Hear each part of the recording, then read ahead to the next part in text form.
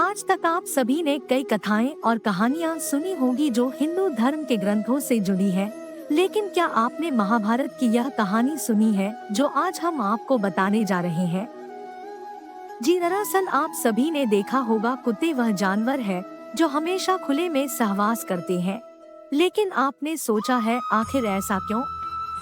जी दरअसल द्रौपदी के श्राप के चलते ऐसा होता है और आज हम आपको बताने जा रहे हैं वह कहानी। दोस्तों, मैं आपसे हाथ जोड़कर रिक्वेस्ट करती हूँ, अगर आप दिल से शेरावाली माता जी को मानते हो, वीडियो को लाइक कीजिएगा और चैनल को सब्सक्राइब कीजिएगा और कमेंट में जय माता दी लिखेगा। तो चलिए आज की कथा शुरू करते हैं। पौराणिक कहानी शुरू होती है द्रौपदी के विवाह से। अर्जुन द्रौपदी से विवाह कर उन्हें अपने घर लाए तो माँ कुंती ने अनजाने में यह कह दिया था कि जो भी वो लाया है उसे सभी भाई बराबर में बांटकर उसका उपयोग करेंगे, और इसी वजह से पांचों भाइयों को द्रौपदी से विवाह करना पड़ा था। कहा जाता है द्रौपदी ने भगवान शिव की पूजा करके उनसे वरदान मांगा था कि उन्हें बल, बुद्धि, कौशल, शौर्य और नैतिकता में परिपूर्ण वर प्राप्त हो।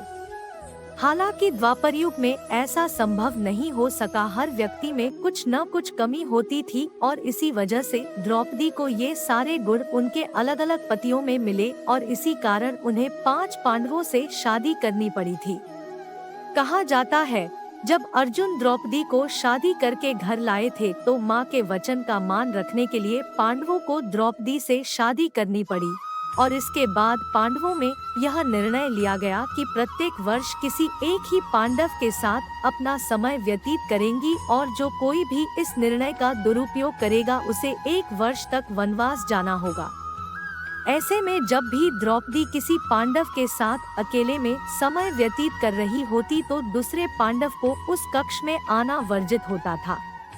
वहीं इसी दौरान एक ऐसी घटना घटित हो गई जिसकी वजह से कुत्ते को यह श्राप मिला कि सहवास करते समय उनको पूरी दुनिया देखेगी।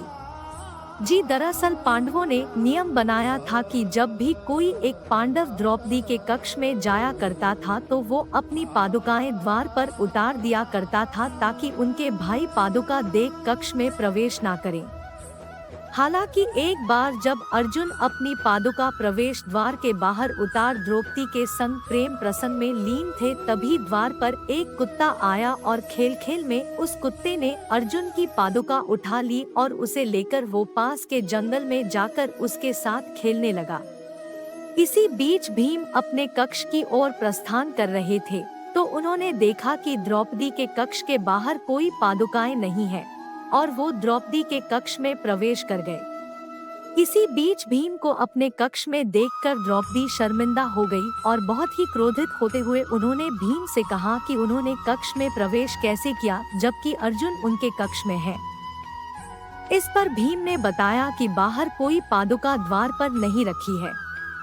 उसके बाद दोनों भाई कक्ष के बाहर गए और उन्होंने पादुकाओं को खोजना शुरू कर दिया। ढूंढते ढूंढते वे पास के जंगल में पहुंच गए। उन्होंने देखा कि एक कुत्ता अर्जुन की पादुकाओं का साथ खेल रहा है।